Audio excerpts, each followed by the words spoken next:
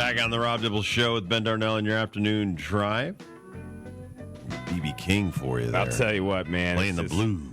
Football and this song, hand in hand. Monday afternoon blues. UConn fans. I think Moore is on this right now. Moore is on this one. That UCLA coach is on this one. Vatex coach is on this one. Dabo's on this one right now. Early to be getting fired, but 0-3. Tough, I man. guess ACC and the Big Ten, man, they are just like.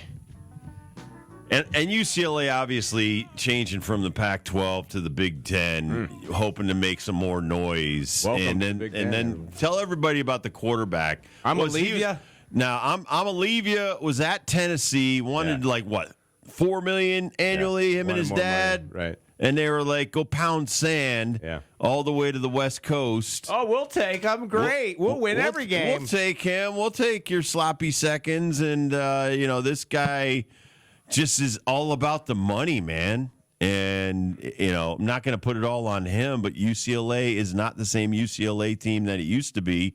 And their head coach is looking for new employment. Remember how much we loved Marcus Freeman from Notre Dame, that head coach? Today. So quick. It's so quick. I love it. I think it's so much fun. This is what I love about football. I was watching some football this weekend, some high school and some college. I didn't notice it in the pros as much, but you don't really get this from the pros because you don't hear the audio. But the vile out-of-body experiences these men have. Yeah.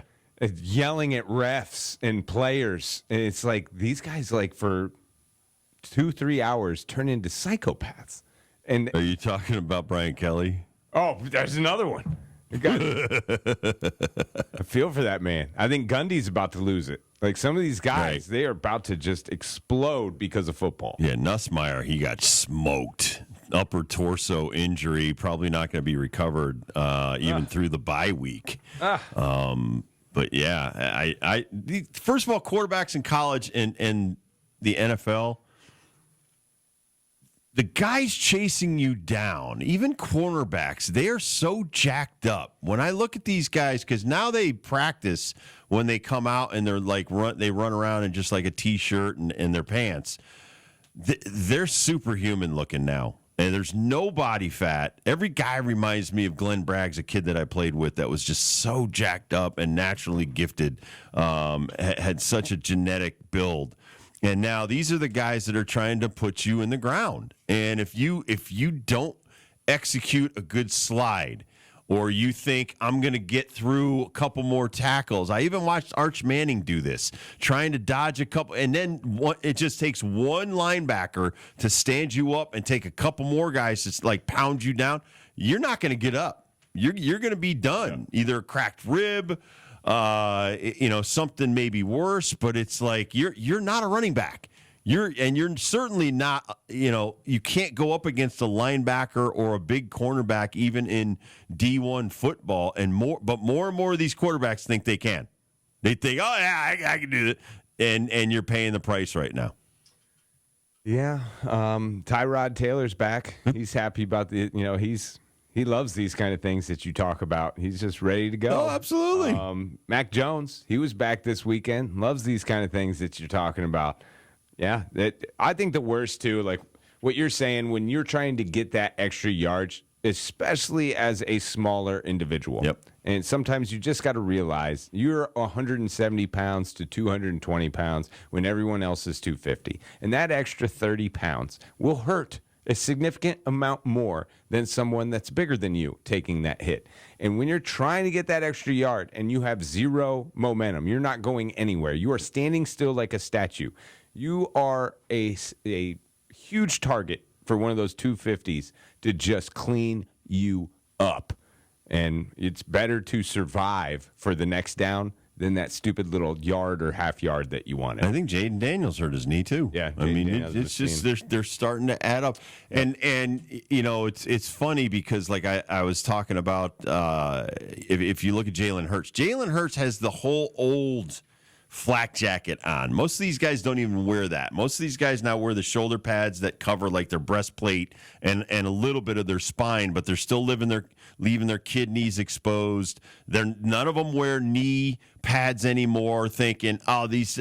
Have you fallen on faux turf lately? It's like concrete underneath it. I mean, it's not fun. My daughter, who plays field hockey, came home and she's like, Dad, what is this? She had a turf burn on her knee. Nice. Okay? And I'm like, Coco, you just got that playing field hockey from the turf. So now think about somebody trying to tackle you or you even sliding. You've got no protection. And even if, and I can't remember who the penalty was on the other night. I think it was maybe it was Thursday night's game, and guy fully laid on top of the quarterback. 325 pounds of driving you down onto the turf or the grass and then laying on top. That's why it's a penalty, because your body can't handle that mass dropping down on you like that. And so I see it more frequently. I know there's a lot of rules to protect the quarterback. I'm seeing a lot more slaps to the head. A lot more guys that are trying to block the ball and coming down and hitting the quarterback in the head. We're going to get more concussions here, and there's going to be a lot more backup quarterbacks in the games. Yeah, you got to have your plan Bs ready, man. Your plan B's got to be ready. There's a couple of quarterbacks there, though, that have had really good games that we were kind of dogging the first week. Russell Wilson probably jumps out. I don't know how you feel about that final pick that he throws, but I think he's just trying to test the secondary again, maybe get an incomplete pass or something like that. Sam Darnold looked a lot better the second time around than what he did in the first week. But it's so long. I'm with you. Like, you've got to play the long game here. Right. You might lose a couple in the first couple of weeks, but you can't panic. You can't just totally change everything all out of the blue.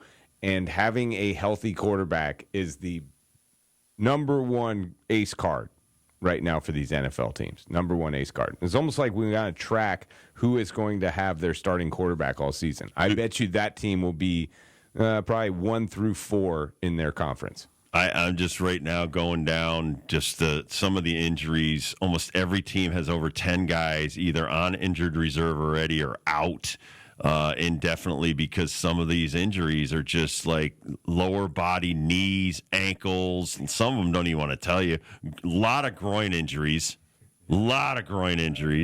And listen, I don't think it's a bad thing to be in great shape, but we don't see. I would say 5%, maybe tops 10% of the NFL now are the big sloppies. I'm talking about the muffin tops, the bellies hanging. Most of the other guys, I've seen some of these left tackles look amazing. No fat, no big belly. It's just 350 pounds of a monster, 6'7". And just imagine some of these guys on the other side of the ball, on the defensive side, that are trying to get to the quarterbacks and the running backs. And then say D1. When I'm watching Alabama play or Ohio State or Michigan, Texas, these are future NFL guys. They may be kids at 21, 22 years old, but they're still monsters. It's like they're just getting bigger and stronger. They've got nutritionists. They've got strength and conditioning people that are trying to keep you in better shape. And like I brought up Jalen Hurts, and the reason I want that guy is one of the strongest quarterbacks in the NFL. And he realizes I need extra protection.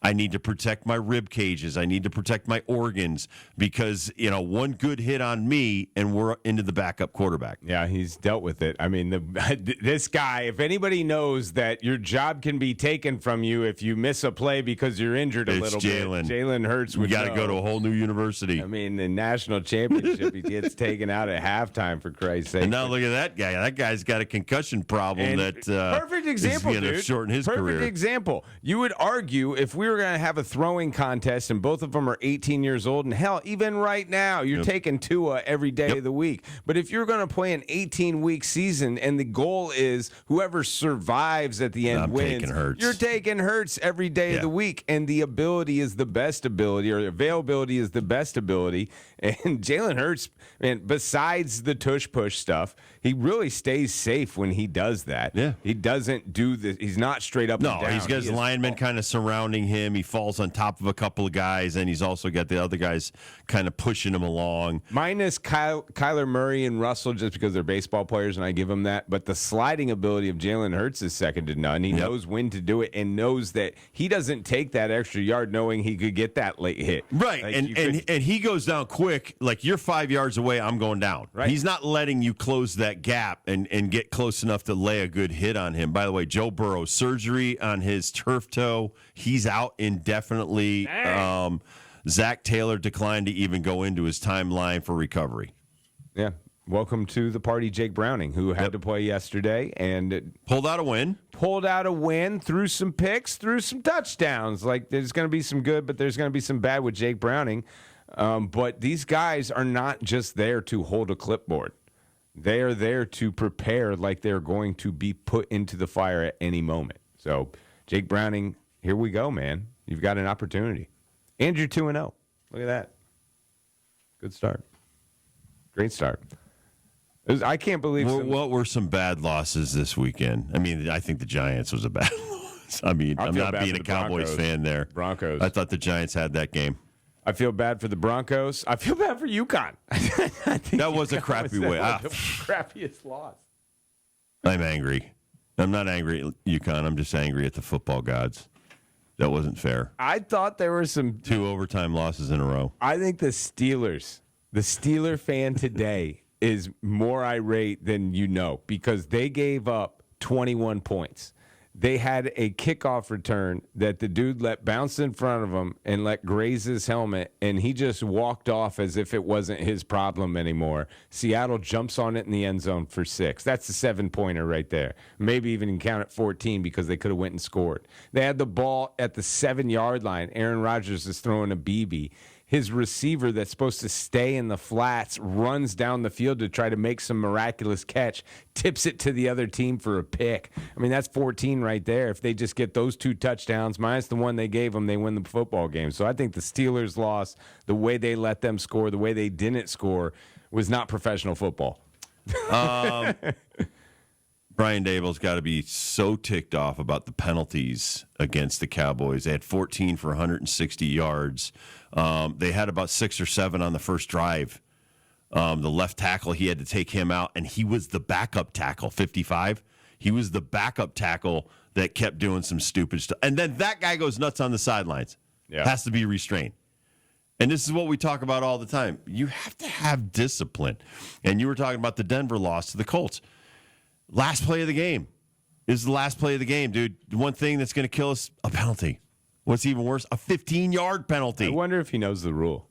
He does Probably. now. Well, he does now, but I don't know if he knew going in. How many guys know that rule? Can't touch that guy's head.